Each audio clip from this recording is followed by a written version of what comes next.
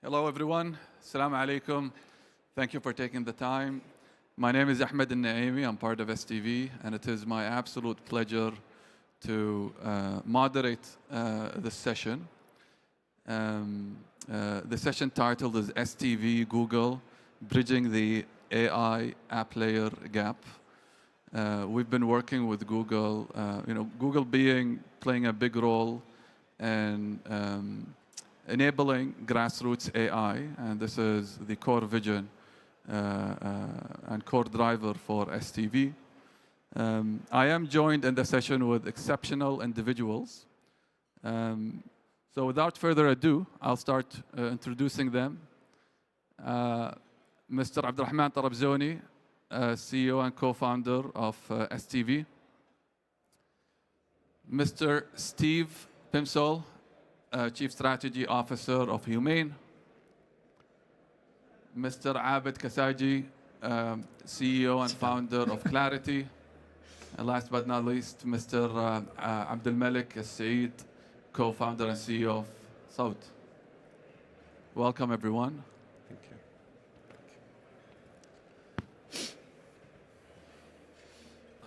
you. Bismillah, thank you guys for making it. I think what's great about this group is that we have investors and enablers on the STV and Humane side, as well as builders, people in the trenches who have built companies and sold to the local market as well as international market. So I think maybe a great way to start this is let's get a lay of the land. What's happening in Saudi? How are things? What are the big initiatives? What is the vision? And what should we look forward to? Humane has been in the news consistently. Forgive me, Steve, I'll start with you. What's the vision of Humane and what's the latest news that has been shared, and can you articulate some of the goals and what to expect soon? Yeah, definitely. So hello, everybody. For those I haven't met, I'm Steve. I'm the Chief Strategy Officer at Humane. If I was going to tell you about the news we'd released recently, we'd need a longer panel. But look, so Humane is a new organization in Saudi Arabia. We are a startup, sort of. We announced officially in May when President Trump was over. The organization's ambition and our mission is to enable humanity through advanced AI technologies. Okay, we basically, as a little bit by our name, believe human and AI need to live together and are symbiotic. From my perspective, I believe very significantly that AI is not going to make anybody redundant, but people will be redundant without AI. So we all need to be using it and enabled by it and basically amplified by it. And we should be looking at that in that way rather than a threatening way. I normally, when I do talks, talk about AI, the way to think about AI is R2-D2. That little friendly, helpful robot, okay, that made Luke Skywalker's life better. Think about AI being that, not the Terminator robot, okay? Think of that little simple way of looking at it. So there's a lot going on within the kingdom, okay? The formation of Humane was at the decision of the Crown Prince to bring together some of the biggest AI initiatives across the kingdom, from government activities within Sadaya, activities within Aramco Digital that we officially announced just recently, activities within PIF and all the funds and all the investments inside PIF, plus activities inside places like NEOM, Autonomous, and data centers and everything else. And the reason for that was we're spending billions of dollars all over the kingdom, but we're all spending it in different directions, or we're spending it in the same direction on top of each other. And that didn't make any sense. So it made much more sense to actually look at that strategically and optimize the way we spent that sort of money in the kingdom. We're looking at what we do in the kingdom in 4 core areas. The first one is data center. We believe that Saudi Arabia could be the number 3 AI market in the world, behind the US and China. And there's zero reason why we aren't that. We believe that in the same way that Saudi has defined the lowest cost of energy in the world, we can define the lowest total cost of tokens in the world.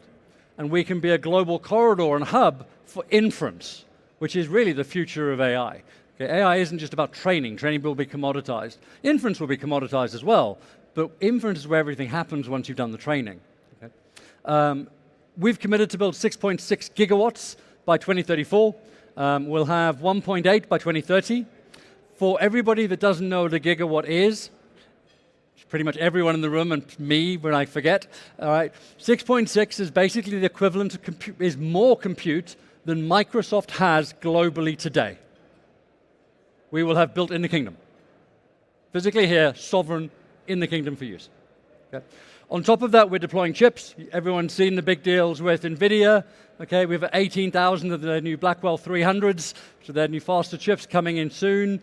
We've got massive deals with Qualcomm, with AMD. We've got people like Grok, who are inference-dedicated chip providers.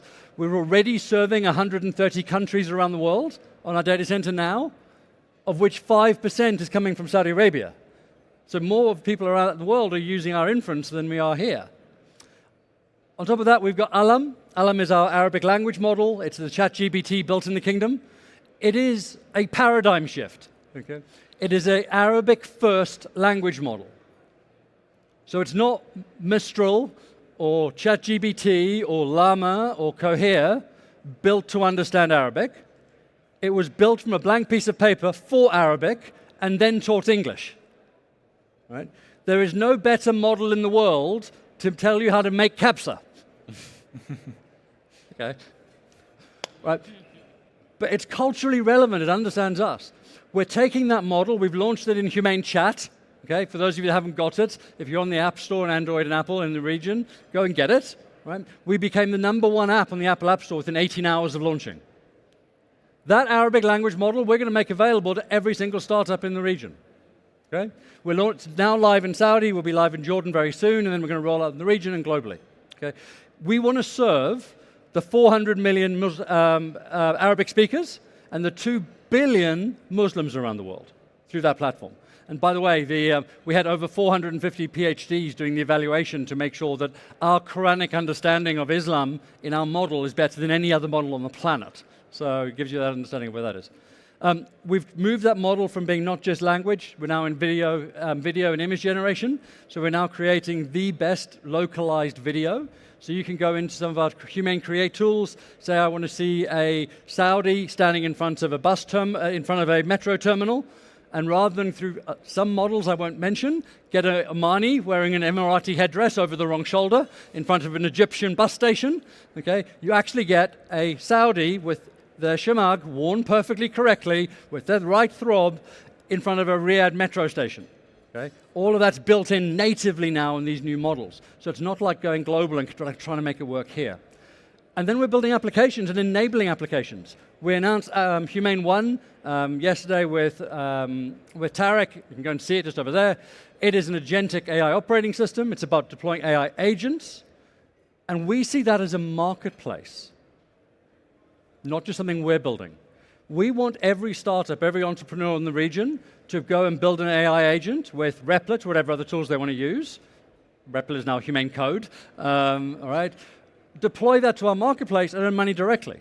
That can run on the database on our servers in market and run off Alam. We're going to make 500 megawatts of data center available for free or significantly reduced budget cost to any startup in Saudi and in the region. Okay? It's about enablement. It's about talent. We're launching an AI academy. Okay? We want to train everyone from C-levels, ministers and CEOs, to the practitioners, the guys that actually type the Python scripts, all the way through to kindergarten to year 12 schools. They go in on the weekends when it's quiet. Okay? It's really about driving the top to tail. Okay? So it's a huge ambition in the region, and I know it just took a lot of time. No, this was amazing. Thank you so much, Steve. I don't know of many companies that are doing the entire stack. We believe we are the only one fully doing it and selling it. There are a couple. Google will obviously say they're doing it, yes, but they don't sell all of it across the layers in the way they do. G42 will say they're doing all of it, but they're a holding company with lots of sub-companies. We're one management team. So when I sit with my fellow sort of business unit presidents that run the organization every week in a management team meeting, one management team. It's one operating company. It's not a holding company with lots of parts of the stack. And there's also the $10 billion investment fund. Yep. We announced a $10 billion venture fund out of the US, but focusing globally. Yeah. And we're obviously very heavy in acquisition and partnerships at the moment. Amazing. That's a great segue, Abdulrahman, if you allow us, to STV. Started 2018. This is fund number 4, with maybe a few words about STV and the AI fund backed by Google. Absolutely. Thank you, Ahmed.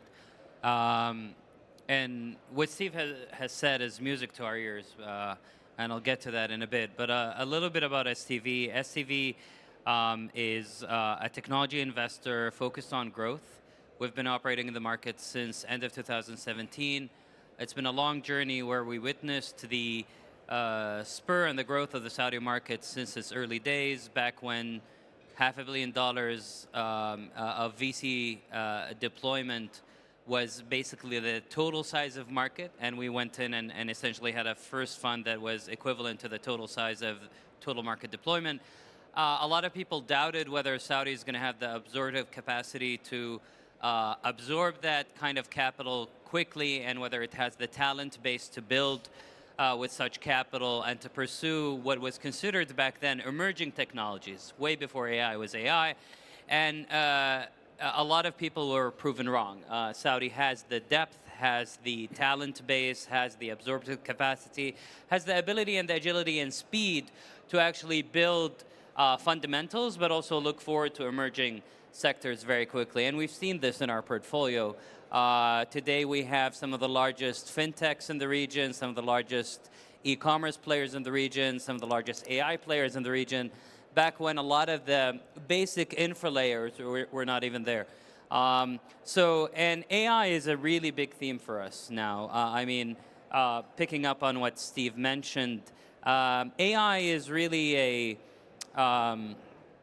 a multi-factor, cross-dimensional, cross-sector play. It's almost like saying back in 2004 or 5, mobile, right? That word became obsolete. Everyone is now mobile first, then you had social, today you have AI, and I'm willing to bet within the next 2 to 3 years, a lot of us are gonna, subliminally just park that nomenclature and just say tech again. And we've seen these waves, and this is a discussion we're having internally. Is this really an AI fund? It's almost like when Sequoia launched their mobile application fund when iPhone came up. It's going to become very widespread and implicit.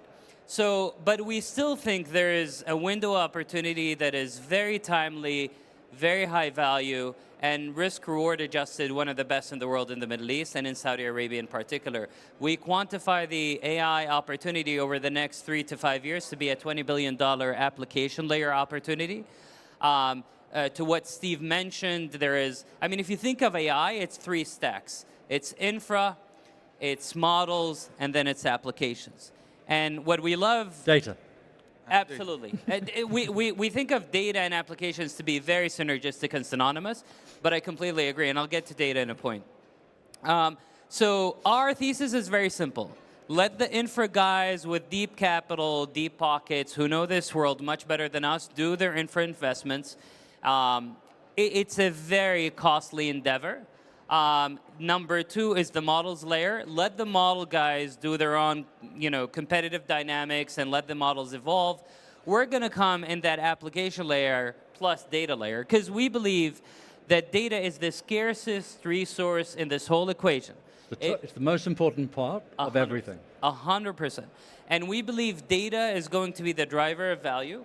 We believe proprietary data is going to be a major driver of value. And once you start thinking of this thesis as data being scarce, driving use cases and applications on top that are proprietary, you start thinking of verticals one by one in which who has the most unfair advantages and access to proprietary data? Can they use this data to build very deep application layers on top of this data? Go and align with them to JV, to co-build, to invest in such plays. And we've identified at STV a number of these where we think also a high defensibility barrier is going to be regulation and regulatory data sovereignty, which we're going to get to, Steve, in a bit. And I can tell you, we were astounded at the scale of what we've seen in terms of AI building in Saudi Arabia. Once we launched the fund, and we didn't even formally announce it, it was a news, essentially, leak. We got 60 Saudi native AI companies to apply to us for funding. we were shocked, honestly, at this scale. Of those 60, I think 40 were actually serious, real companies with some form of traction and revenue and POCs. And this is a theme we're seeing in the AI space today. Given how robust and versatile and accessible the tools are, the cost of building and the barrier to building is so low. We're seeing companies day one, essentially, come with revenues of 6, 7-digit millions of dollars, even though they're only a few months old. And we're very proud today to have two of our portfolio companies, Sawt and Clarity, who are exhibiting exactly that. Day one, they're region-focused, Saudi-centered. Day one, they're looking globally at monetization and revenue generation. So they're going to essentially spend time talking about this, but on one hand, they have the likes of STC, Saudi Telecom, Saudi Airlines as clients. On the other hand, they have the likes of OpenAI as clients, which is incredible. So maybe this is the story I'm going to leave you with, is the market is deep enough. Top-down will has been established and proven. Data is scarce, and we know how much work Humane and others are going to do to consolidate this and make it accessible. And I love Steve's use of the word marketplace. You're going to enable value creation on top of this platform. It's truly a platformization play, and we hope our agents, our entrepreneurs, our startups are going to play a big role in this machine. Very well said, and I think it's a great, perhaps, segue to the builders. Abdulmalik, I'd love to start with you. What is Sawt doing? When did it launch? And how has traction been in Saudi? How is enterprise adoption? Anything you can tell us there? Sure. First of all, thanks for having me. It's an honor to be here. At Sawt, we started with a simple but a massive problem. Enterprises are spending more than ever on customer experience. Almost $6 billion are spent every year in call centers in Saudi. Yet, nearly 40% of the calls go unanswered during peak times. So, obviously, the market is broken. We built Arabic native AI voice agents to handle those calls in real time, just like a human. And in just 5 months, we've crossed $1.5 million in annual recurring revenue, with over 30 paying clients, including 10 top call centers in Saudi. Our goal is clear. We want to make the Arabic voice automation as smooth and trusted as the human conversations. Beautiful. And how many employees you guys are so far? Currently, 25 employees. So I think when we invested 5 months ago, just the founders. That's the founders. Yeah, 3 founders. Revenue was 5,000 riyal, I remember. Yeah, approximately. Today is $1.5 million, alhamdulillah. Exactly. Beautiful example of grassroots. You also worked at another STV portfolio company, I think Twig, before that. True. So it's a virtuous cycle. Can I just add a quick piece, because you touched on it? One of the other major change differences that we're seeing with AI is you don't need 100 people to run a company. You can almost build a company with one person in a garage, okay? They can code their own apps, they can run it. One of the metrics we look at, and actually we judge ourselves on, is the revenue or the productive output per employee. Okay? So you'll see loads of organizations go, oh, look, we've got 100,000 people or 300,000 people. If we hit that number, we've all failed. We've failed. Okay? We want to be the nimblest organization with as few as possible. Right now, using the Humane One tool outside, it runs up our payroll.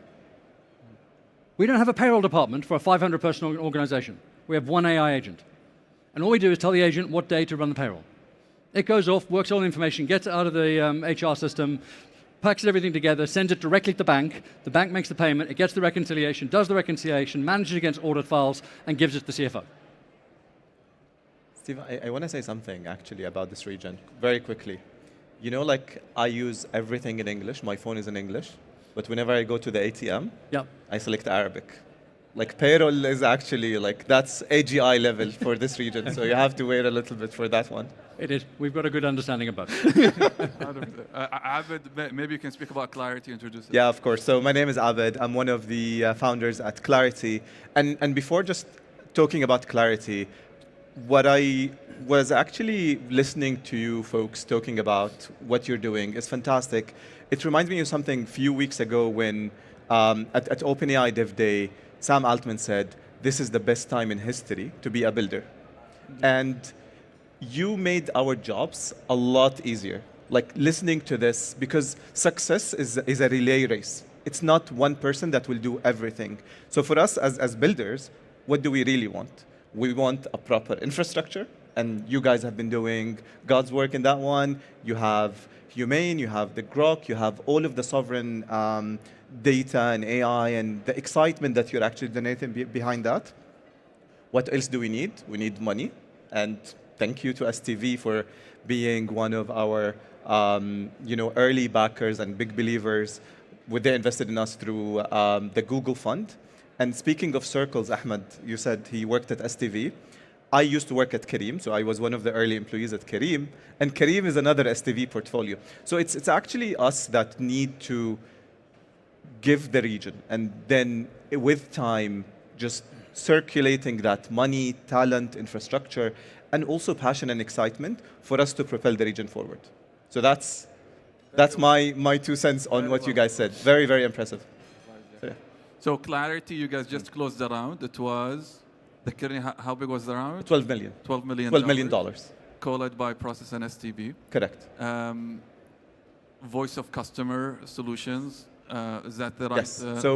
So what we do at Clarity is we empower businesses to understand what their users are actually care about, and obviously drive a lot of efficiencies in the customer support and operations.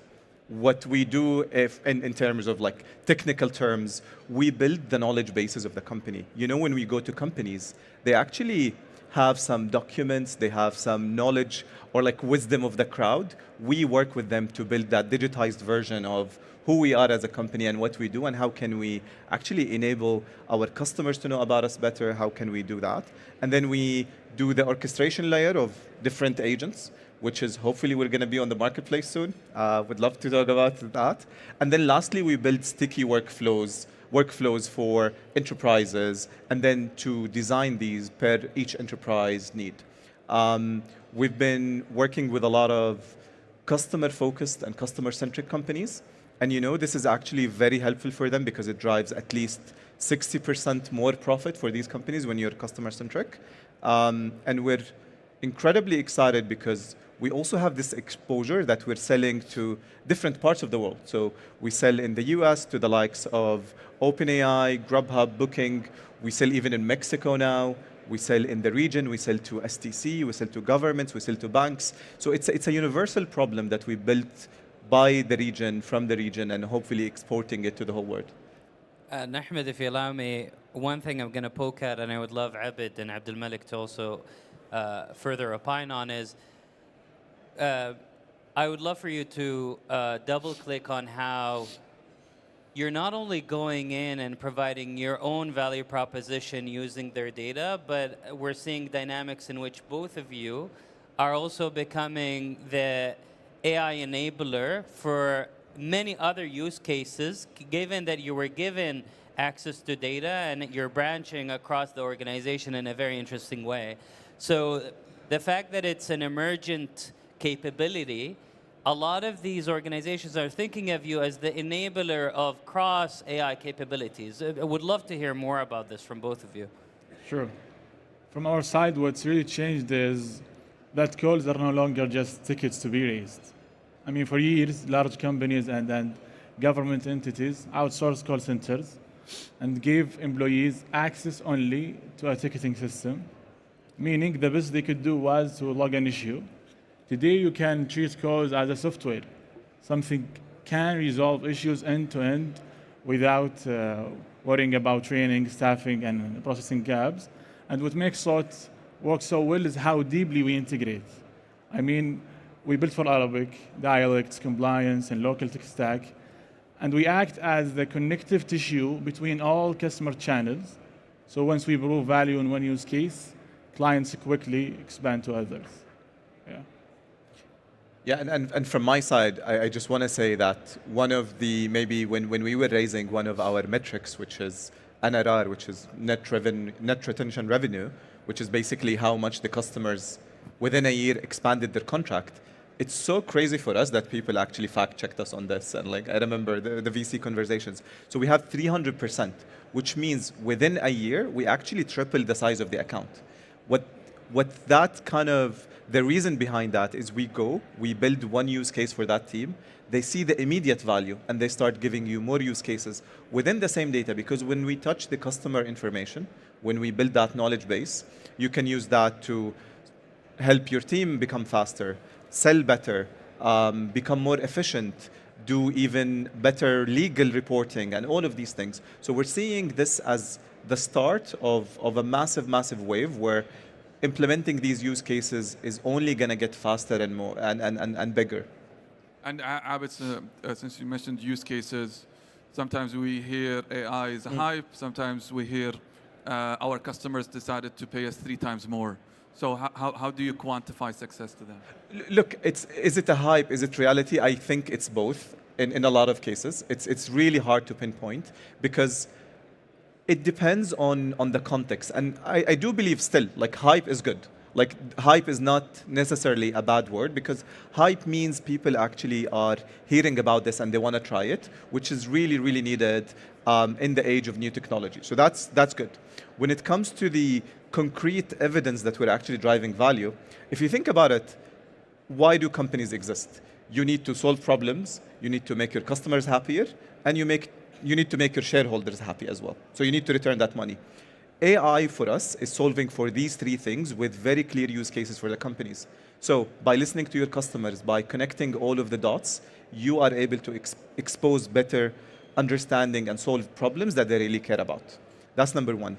Delighting customers. As Abdulmalik said, instead of now me waiting for 15 minutes on the call, now I can actually get help within 2 minutes, and that will actually make the customer experience better. I will churn less. So we have mapped actually that at least 50% efficiency increase. And in terms of revenue, in a lot of cases when we A/B tested, it's at least between 20 to 30%. That's by reducing churn. So like if you reduce churn, you will not spend that marketing money and bring those people back. And lastly, all of that actually flows into the efficiency of the company. Now you make more money, you're going to invest and experiment with other use cases that will actually provide you even bigger scope as a company, and then you can expand. Very, very well said. I'd love to cover localization and data sovereignty. Steve, you guys are perhaps heading and playing the biggest role in that department. Why is localization important? How do we define localization? Is it training? Is it inference? What's happening there? What should we expect? Any few words before setting the stage? Yeah, so I'll answer with 2 hats. So in my previous role to Humane was with SDAIA, the Saudi Data and AI Authority, and very involved with writing the national data privacy policies and the data sovereignty laws. The current Saudi sovereignty guidelines are a positive and a negative. Okay? They've been a massive pair of handcuffs to a lot of organizations to access the tools that people in other nations, like GCP, Amazon, AWS, Azure systems, could get easily with a credit card, because all data has to be sovereign, kept in the kingdom. And those systems aren't available. We haven't got a Microsoft node here. We haven't got an AWS node here. We've only just got a GCP node here. So that means you can't use those services. Now, some people are anyway, but they're breaking the law from a sovereign perspective and don't want that to happen, particularly if it's PII data. That's led to a lot of organizations doing some really interesting things with their own ways of doing work. But generally, it's probably just been holding everyone back. In one of my roles in life, I was the head of AI for HSBC globally. I was the chief analytics officer. When I had every single country around the world, including SAB, as one of my sort of regions, the 3 places around the world I couldn't get data into my standardized analytics tools: China, Mexico, Saudi. That was it. Every other country in the world, I could pull the data out, model it, do it. For SAB, I had to run synthetic data and model to bring into the systems to try and get them to try and do something. It was massively complicated. Sovereign data is going to become a bigger thing in every country around the world. It's actually, people are now more and more in Europe and other places saying we're going to become more like Saudi, not less. So Saudi is becoming a little bit easier, and other countries are becoming a bit more like that. We have a law that's about to be passed in the kingdom around data trust.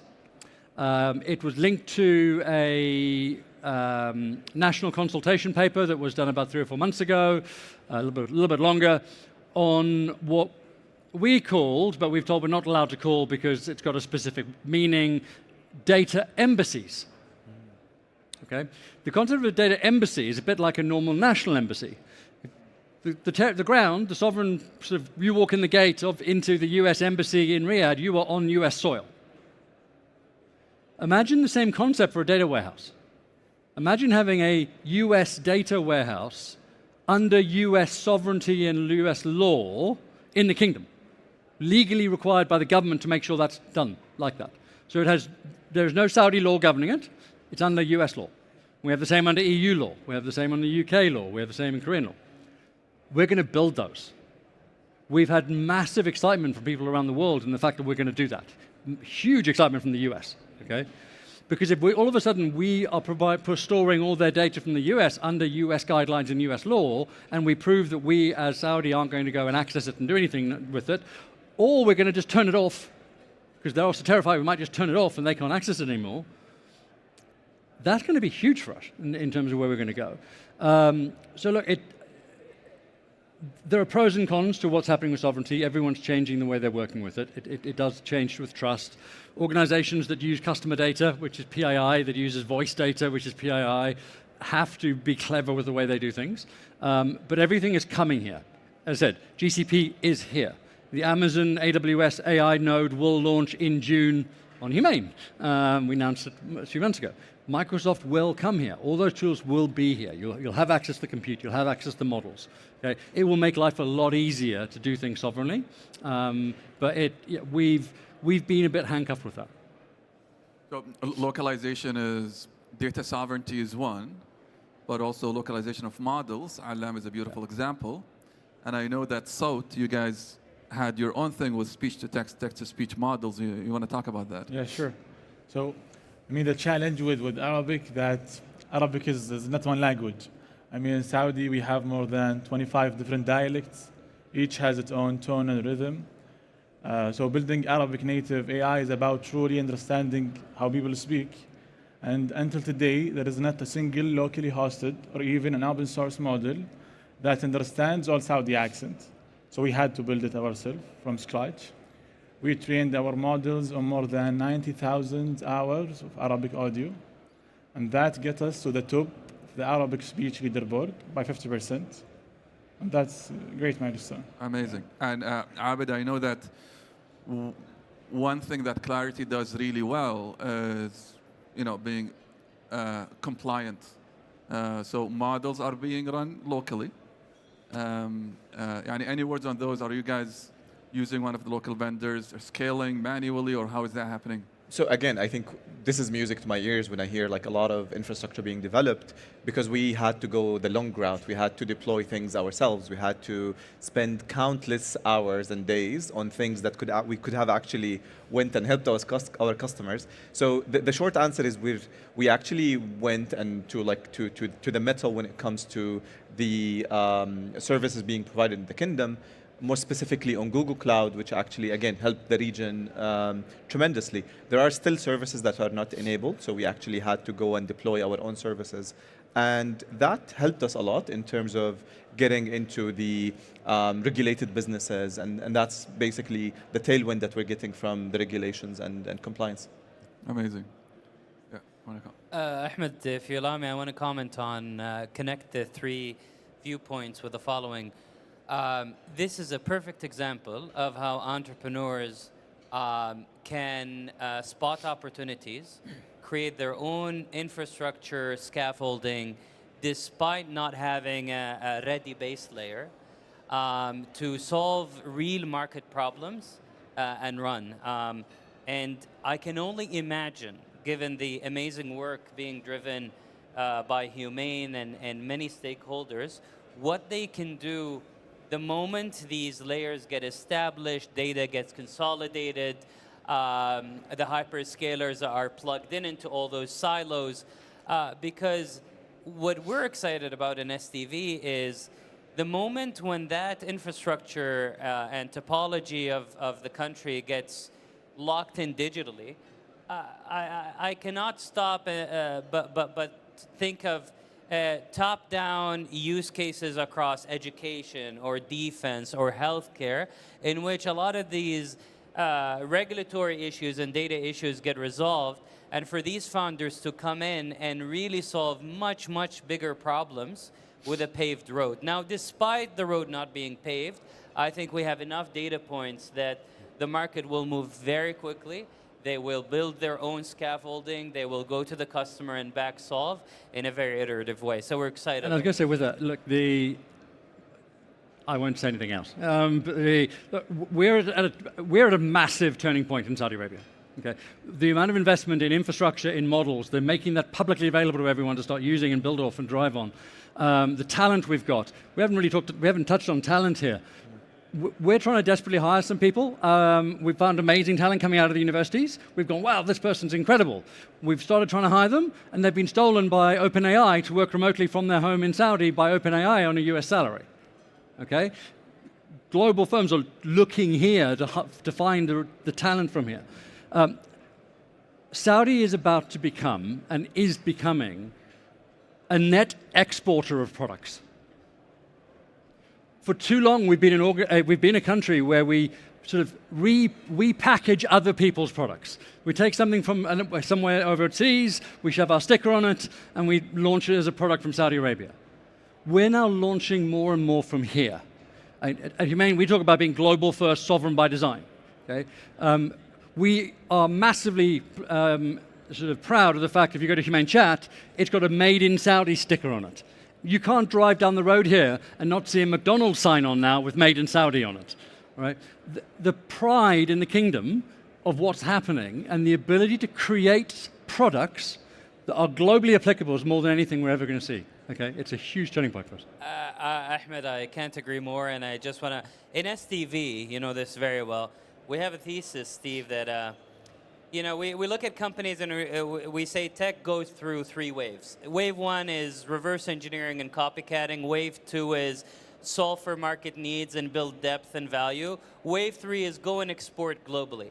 What we're seeing in AI in Saudi, the companies on emergence are doing the 3 waves in tandem, right? They're copying reverse engineering. They're not stopping there. They're going and building Saudi value and deep integrations. They're not stopping there. Day one, they're selling to the likes of the OpenAIs and across the world. So this is an amazing example of we're seeing the 3 waves in tandem, compression of time, and it's just incredible. Very well said. I do know that we ran out of time.